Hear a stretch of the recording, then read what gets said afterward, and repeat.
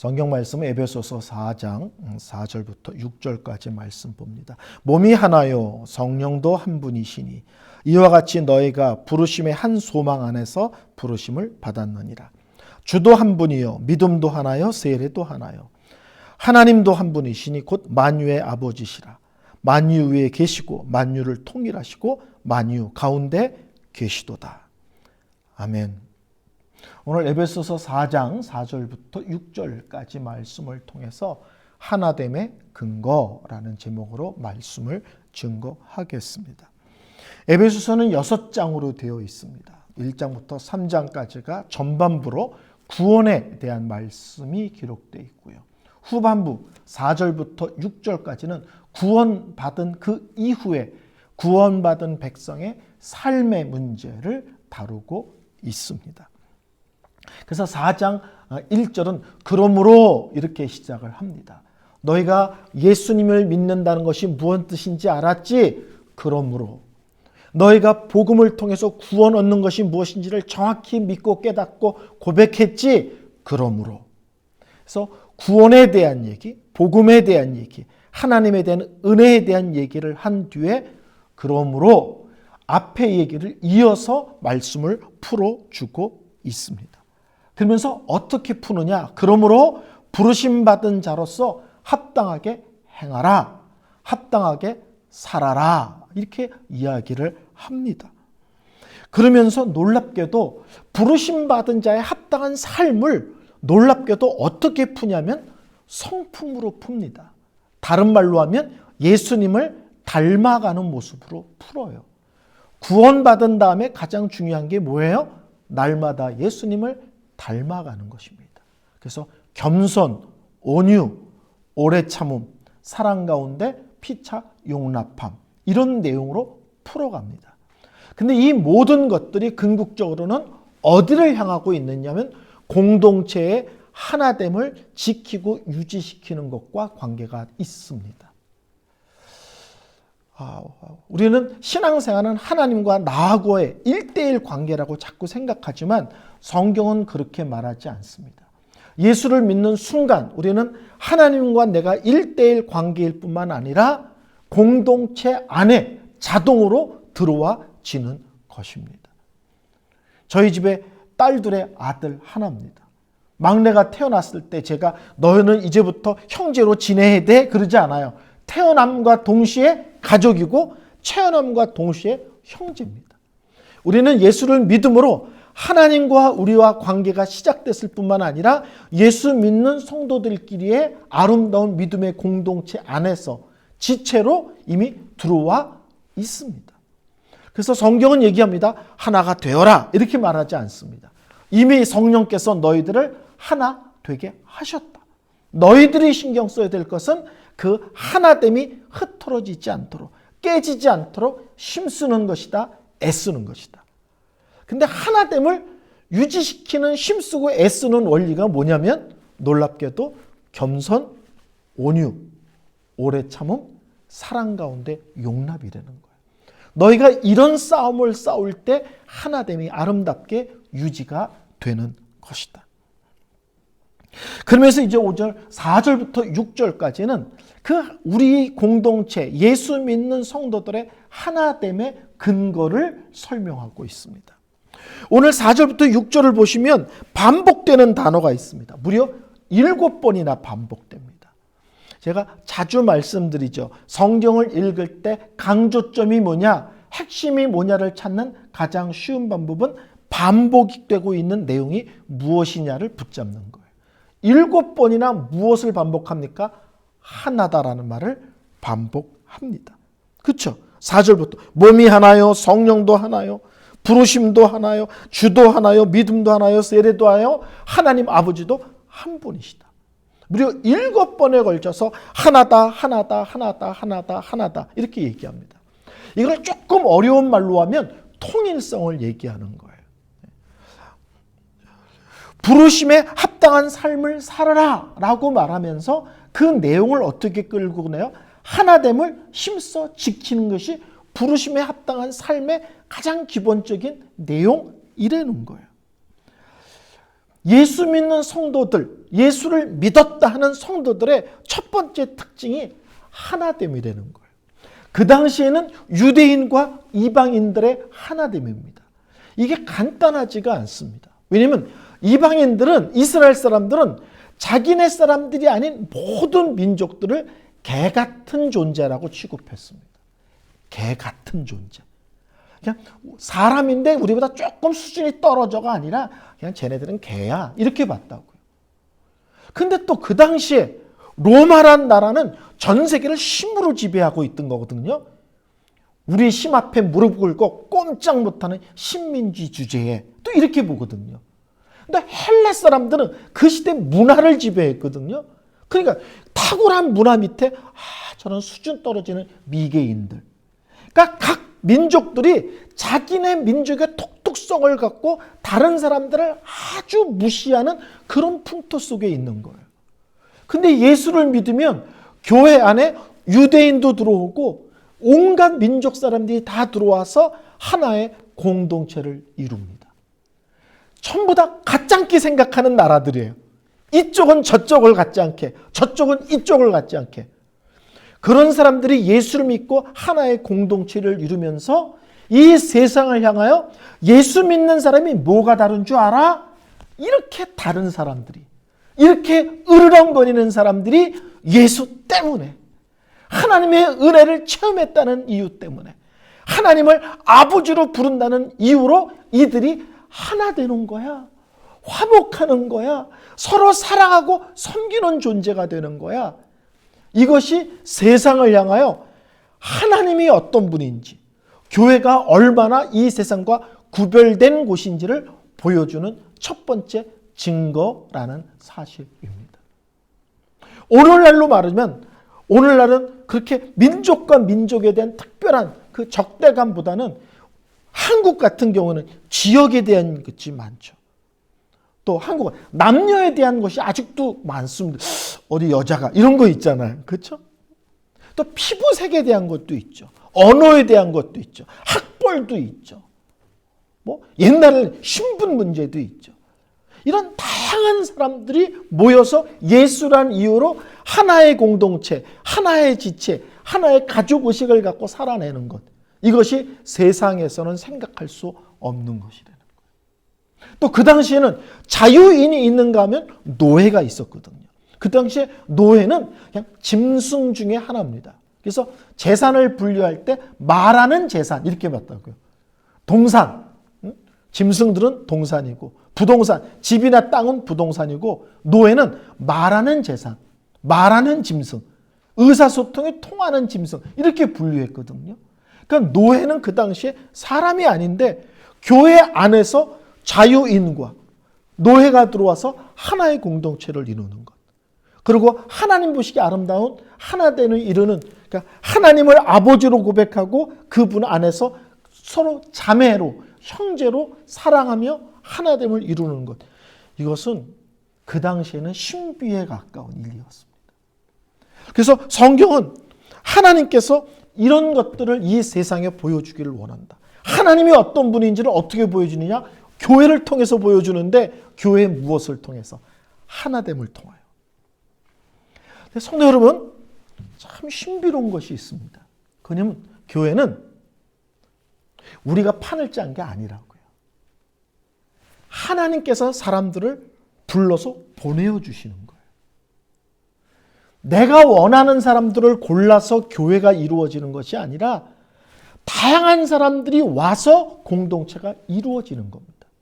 겉으로 보면 자기 발로 온 거지만 실제로는 각 교회에 하나님께서 사람을 보내신 것이죠. 그러니까 우리는 공동체 지체를 택하는 게 아닙니다. 하나님이 보내신 사람들을 하나님이 보내신 귀한 존재인 줄로 인정하고 그들을 사랑하고 용납하고 함께 끌어안고 함께 믿음의 길을 가는 것이 우리의 싸움입니다. 그래서 이 신비로움은 하나됨을 이루는 싸움은 또 한 면에서는 내가 다듬어지는 싸움입니다. 그렇죠? 말만 하면 톡톡 쏘는 사람이 있는 거예요. 예? 얼마나 힘들어 그 사람하고 함께 신앙생활을 하면. 근데 하나님이 그 사람을 우리 교회 다니게 하셨어. 어떻게 할 거예요? 그 사람을 쫓아낼 거예요? 참고 용서해주고 어느 때 화가 나가지고 골방에 들어서 하나님 그 사람 너무합니다. 울면서 기도하고 그러면서 두 가지가 이루어지는 거예요. 하나는 교회에 그럼에도 불구하고 끌어안는 가운데 하나됨이 이루어지지만 그 과정을 통하여 또 나의 다른 거친 면이 그 사람을 통해서 다듬어지는 것입니다. 그 교회는 두 가지가 되는 거예요. 그 다양한 사람들이 하나 되는 그 과정이 되게 힘들고 어려운 과정이기도 하지만 그 과정을 통해서 공동체의 하나됨만 이루는 것이 아니라 그 과정을 통해서 하나님이 나를 또 다듬어가는 시간이기도 하시되는 겁니다. 오늘 성경은 이야기합니다. 하나다, 하나다, 하나다, 하나다. 무려 7번이나 이 하나님의 특별한 계획과 이 세상의 교회를 둠의 목적의 의미를 바로 알아야 된다. 이렇게 말씀을 하고 있습니다. 그러면서 이 하나됨의 근거를 어디에 두냐면 삼위일체 하나님에 둡니다. 그래서 오늘 본문은 어떻게 기록되냐면 4절 성령에 대해서, 5절 성자 예수님에 대해서, 6절 성부 하나님 아버지에 대해서 이렇게 한 절씩 한 절씩 한 절씩 하나됨을 설명하는 걸로 되어 있습니다. 4절 뭐라고요? 몸이 하나요 성령도 한 분이시니 이와 같이 너희가 부르심의 한 소망 안에서 부르심을 받았느니라. 우리가 한 성령 가운데서 한 소망으로 부르심 받고 한 몸이 되게 하셨다. 한 성령, 여기서 한이라는 것은 같은 성령으로 말미암아 우리 다 천국이라는 동일한 소망을 갖고 이 땅에 살도록 부르심을 받았다. 우리는 믿음의 길을 가지만 결국 다 같은 길을 가는 거예요. 얼로요? 천국을 향하여. 우리는 같은 성령 안에서 천국을 향하여 같은 소망을 바라보며 믿음의 길을 걷는 같은 소망의 사람들이다. 또 우리는 그리스도 안에서 성령 안에서 우리는 한 몸이다. 끊임없이 얘기하죠. 교회를 몸으로 설명하고 우리 성도 하나하나를 지체로 설명하는 것. 성령 안에서 우리는 한 몸이다. 그 다음에 5절은 주님을, 한 주님은 예수를 얘기하는 거죠. 우리는 같은 예수 그리스도를 믿고 그 예수님 안에서 한 믿음, 같은 세례를 받았다는 거예요. 우리는 모두 다 믿는데 누구를 믿습니까? 예수 그리스도를 나의 구원자라고 믿습니다. 우리는 다 믿음의 대상이 똑같습니다. 오직 예수입니다. 그리고 우리는 오직 예수만이라는 같은 믿음을 고백합니다. 이것도 좋고 저것도 좋고가 아닙니다. 오직 예수님만 우리의 구원자, 오직 예수님만 하나님의 아들, 오직 예수님만 내 죄를 해결하신 유일한 분이라는 믿음을 같이 갖고 있는 것입니다. 그 같은 믿음 안에서 우리는 같은 세례를 받았죠. 세례는 겉으로 보면 목사가 머리에다가 물을 뿌리고 손을 얹는 행위이지만 실제는 그 의식을 통해서 설명하고자 하는 것은 옛날에 예수 믿기 전에 죄악된 나는 예수 그리스도와 함께 죽고 그리고 이제 나는 예수 그리스도 안에서 새로운 존재로 살아났습니다를 하나님 앞과 공동체 앞에서 공개적으로 고백하고 드러내는 것이 세례입니다. 그래서 세례는 항상 공개적으로 합니다.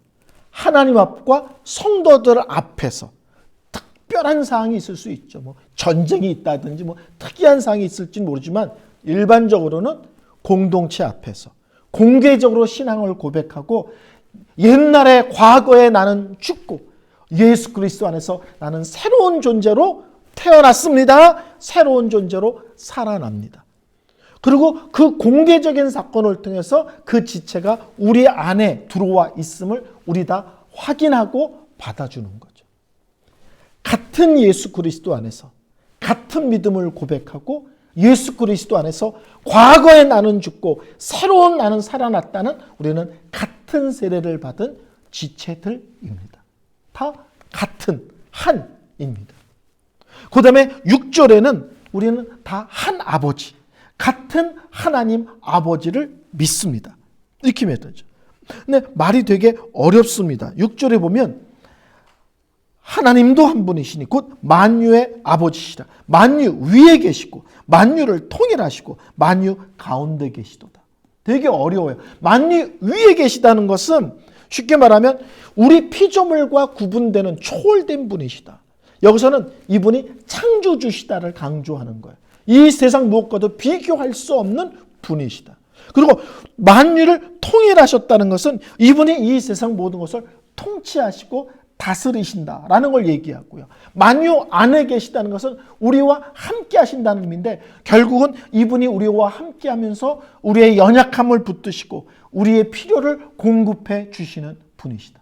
우리는 다 같은 하나님 아버지를 믿는데 그 하나님은 창조주시고 이 세상 모든 것을 다스리시고 우리와 함께 하면서 연약한 우리를 붙드시며 우리의 부족한 것들을 채워주시는 사랑의 아버지시다. 그래서 같은 성령, 같은 예수, 같은 아버지 안에서 이런 믿음의 내용을 갖고 같은 믿음의 길을 가는 것이 교회다, 공동체다, 이렇게 이야기를 하고 있습니다. 정리가 되시나요? 한 성령 안에서 같은 부르심을 받고 한 몸을 이뤘다. 예수 그리스도 안에서 같은 믿음을 갖고 같은 세례를 받았다. 그리고 우리는 같은 하나님을 우리 아버지라고 고백하면서 그분이 창조되시며 통치자 되시며 공급자 되심을 고백하는 공동체다. 그래서 하나됨을 7번에 걸쳐 반복하면서 그리스도 안에서 너희가 하나 되었다는 사실을 놓치면 안 된다, 이런 겁니다. 그러니까 여러분, 교회가 하나됨이 얼마나 중요한지를 성경에서 이토록 강조하는 거예요. 그래서 이 교회의 하나됨은 어디에 근거하는 거냐면 삼위일체 하나님에 근거하고요. 그리고 삼위일체 하나님의 역사의 열매가 결국은 교회고 교회의 하나됨입니다. 그러니까 우리는 다 같은 하나님 아버지, 같은 예수를 구원자, 그리고 같은 성령을 믿습니다. 근데 이 삼위일체 하나님의 특징 중에 하나는 뭐예요? 다투시지 않는 거예요. 항상 하나 되고 항상 연합되고 계세요. 그래서 삼위일체 하나님의 하나됨과 연합됨이 눈으로 확인되지 않으니까 하나님께서 이 땅에 교회를 세우시고 삼위일체 하나님의 하나됨, 연합됨의 신비로움을 우리를 통해서 드러내시고 증거하기를 원하시는 것입니다. 그래서 성경은 오늘 본문은 이렇게 얘기하는 거예요. 그분의 자녀의 특징이 뭐야? 항상 하나됨에 힘쓰는 거. 교회의 특징이 뭐야? 항상 하나됨에 힘쓰는 거. 우리가 말을 하든지 어떤 행동을 하든지 어떤 것을 결정하든지 어디에다 힘을 보태느냐? 하나 되게 하는 일에. 그렇죠? 나누고 쪼개는 일에가 아니라 하나 되는 일에 말을 보태고 마음을 보태고 어떤 결정을 할 때도 그것이 잘 되도록 하는 일에 항상 힘을 보태는 것이 성도의 모습이어야 된다는 사실입니다. 자, 결론을 내리겠습니다. 교회는요, 실질은 본질적인 싸움을 싸우는 거예요. 근데 교회는 싸움이 날 때 항상 뭐냐, 비본질적인 싸움을 싸우는 거예요. 제가 처음 미국에서 목회할 때 그 산호제에 있는 어떤 교회에서 안소 집사님이 저희 교회로 오셨어요. 그리고 저희 교회에서 몇 년 신앙생활을 한 뒤에 우연히 둘이 이렇게 차를 마시게 됐는데 그분이 그래요. 목사님, 왜요? 그랬더니 그때 교회가 싸움이 나서 뒤집어지고 막 성도들이 대거 뛰쳐나고 난리가 났었습니다. 근데요, 몇 년 지나고 이렇게 봤더니 정말 아무것도 아닌 일 때문에 그렇게 싸웠다는 거예요. 지금 보면 싸움 건덕지도 안 되는데 그때 우리가 거기에 왜 이렇게 목숨을 걸었는지 모르겠다는 거예요. 성도 여러분, 이 공동체 안에서 우리가 초점을 맞춰야 되는 것은 본질입니다. 본질이라는 것은 뭐냐면 이게 하나님께 영광이 되느냐, 하나님이 기뻐하시느냐, 이게 본질이에요. 또 하나 본질은 뭐냐면 이것이 성경의 원리를 따라가는 것이냐요. 성경 말씀과 선을 같이 하느냐, 성경 말씀에서 어긋났느냐. 세 번째는 이것이 항상 교회의 하나됨에 덕이 되고 유익이 되느냐. 이게 본질이에요. 자, 우리가 다음 주에 수련회 갑니다. 산으로 갈까 바다로 갈까? 이거 본질 아니에요. 산으로 가도 되고 바다로 가도 돼요. 반반이야. 그러면 올해는 산으로 가고 내년은 바다로 갑시다. 그러든지 봄에는 바다로 가고 가을엔 산으로 가든지 아무 관계 없어요. 수련회에 가서 감자를 먹는데 설탕을 찍어 먹을까요? 소금을 찍어 먹을까요? 그냥 먹을까요? 고추장을 찍어 먹을까요? 마음대로 하세요. 근데 교회는 싸움이 나면 이런 거 갖고 싸운다는 거예요. 제가 저번 때 농담처럼 한번 그런 얘기를 식사 중에 했는데 신혼부부가 싸움이 났다잖아요. 감자를 신랑은 설탕 찍어 먹고 부인은 소금 찍어 먹는데 그거 갖고 서로 무시하다가 싸움이 나서 이혼 법정에 갔더니 재판장이 소리를 지르대잖아요. 세상에 감자를 소금이나 설탕 찍어 먹는 무식한 사람이 어딨냐고. 우리 집은 대대로 고추장 찍어 먹는다고. 아무 관계 없는 거야. 아무 관계 없는 거야. 그렇죠? 그러니까 우리가 무슨 문제가 생길 때 딱 발동해야 되는 것이 이게 본질의 싸움인가? 이게 문제가 생길 때 이게 본질의 싸움인가? 아니구나. 그럼 무조건 져주자. 그냥 넘어가 주자. 예민하지 말자. 거기에 말 보태지 말자. 왜? 하나됨을 훼손하는 건가?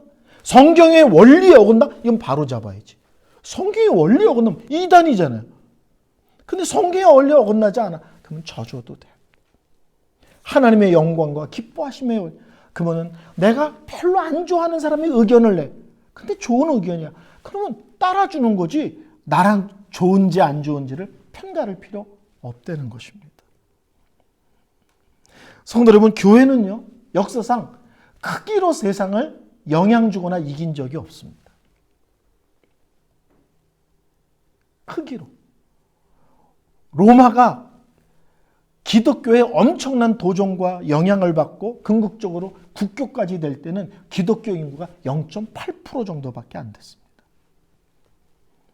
우리는 교회가 등치로 세상에 영향을 줘야 된다고 생각하지만 그런가요? 한국교회 가장 큰 교회들을 꼽아보세요. 부끄럽게도 세상에 거의 다 한 번 이상 신문에 거론되고 안 믿는 사람의 손가락질을 받은 기록들이 있습니다. 교회는 본질의 싸움으로 싸우는 거예요. 세상을 이기거나 세상과 우리가 다르담을 보는 것을 크기로 증거하지 않고 참 믿음의 길을 또박또박 걷는 것으로 증명하는 거예요. 그래야 세상이 놀래고 그래야 세상이 영향을 받습니다. 저는 최근에 사람을 죽이고 감옥에 27년 감옥에 있었던 한 분의 미국 사람의 간증을 들었습니다. 자기가 사람을 죽이고 27년 감옥에 있었는데 다른 주에 있는 어떤 여성도가 계속 편지가 오고 자기를 권면하고 위로하고 편지로 성경 공부를 했대요. 27년을.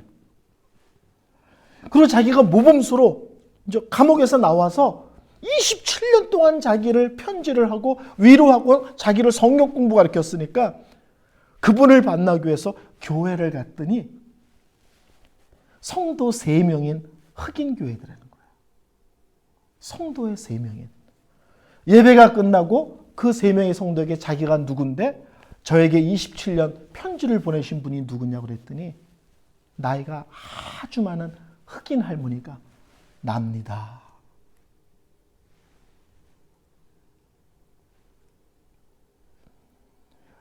어떤 교회는 큰데도 부끄러움밖에 없는데 어떤 데는 한 영혼을 위해서 27년 동안 기도하며 애쓰는 그런 교회도 있다고요. 우리의 싸움은 진짜냐의 싸움입니다. 그리고 우리의 싸움은 이기느냐의 싸움이 아니라 지느냐의 싸움입니다. 그래서 하나됨을 유지하는 방법이 겸손이에요. 다른 사람을 너보다 좀 높게 여겨라. 온유, 하나님께 맡기고 하나님이 조절해 줄 줄 알고 그냥 있어라. 오래오래 참아라. 있는 그대로 받아줘라. 교회는 목소리를 높이거나 이기는 싸움이 아니라 지는 싸움이에요. 왜요? 무엇을 위해서? 하나님의 영광, 교회의 하나됨을 위하여. 성도 여러분, 혹시 요새 그냥 미운 게 많고 싫은 게 많고 그렇지 않습니까? 그거는 요새 내 주위에 싫고 미운 사람들이 많아지고 그런 일들이 많이 벌어진 게 아니고요. 요새 내 눈이, 요새 내 입이, 요새 내 마음이 영적으로 건강하지 않아서 그렇습니다. 성경은 얘기합니다. 교회는 하나님이 모아준 사람이 함께 가는 거다. 근데 어떻게 하나가 되느냐? 저줌으로, 참음으로, 있는 그대로 받아줌으로. 네가 보기에 별거 아닌 것 같이 보이지만 그런데도 불구하고 그 사람을 인정하고 높이는 가운데 교회는 하나됨이 이루어지고 세상을 향하여 야, 저래서 교회가 다르다 하는 것을 증거하게 된다는 겁니다. 우리 교회도 이런 본질의 싸움, 진짜의 싸움, 무엇보다도 져주는 싸움에 능한 교회가 되어지기를 소원합니다. 찬송 드리겠습니다.